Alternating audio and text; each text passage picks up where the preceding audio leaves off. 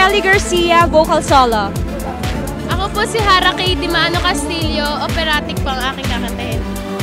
Hannah Corinne Dimano Castillo, vocal duet and solo. Hi, my name is Cristiano Ribada, vocal solo din po. Hello po, ako po si Spark Lubingco, variety acts po. Ako po si Nixie Winchpika, dancing po solo. About winning sa final. Sobrang saya ko po kasi po nakaabot po akong finals. Tsaka po maraming salamat po kay Papa God. Congratulations! Talagang hindi namin ni-expect na makakasama kami sa finals kasi ang gagaling talaga ng mga kalaban namin. Pero thanks God. Anong pakiramdam mo from getting into the final? Grabe, hindi ko po ma-explain yung nafe-feel ko ngayon kasi hindi ko po in-expect na makarating dito. Yun lang po, grabe yung miracle talaga ni Lord. Grabe, so amazing po. Yun lang po, grabe. Hindi ko po ma-explain, grabe. Overwhelmed ako. At saka, hindi ko po yeah. Salamat po, maraming salamat po. Woo! Pilipinas!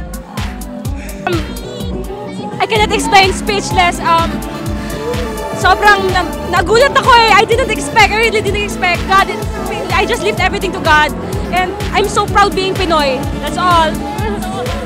Nakakapangina. Hindi ko na-expect kasi ang lalakas ng kalaban ko eh. Mismo Pilipino pa. Hindi ko na-expect na makakasama ako. Para sa'yo to. Sobrang saya po kasi first ever contest ko po ito. Kaya sobrang saya ko po. Natutuwa ako kasi syempre nire-represent namin yung bansang Pilipinas, bansa natin.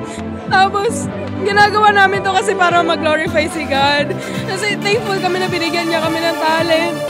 Tapos ayun, kasi nakaka-proud kasi magkapatid pa kami nakapasok.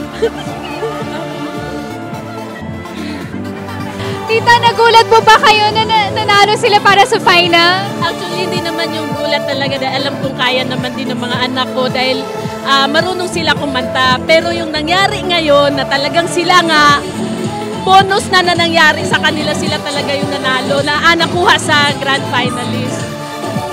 Papa, ito na ang age case mo, si ate at si baby. Kasali na sila sa grand finals. How do you feel about making it to the final? Speechless.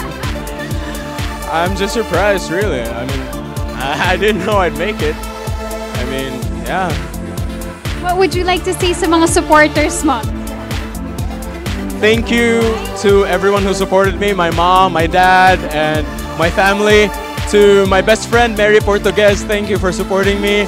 My teacher, Miss March de Ramos, thank you so much for... And my friend, Christian Bahaya, the guy from Wi-Fi, thank you so much.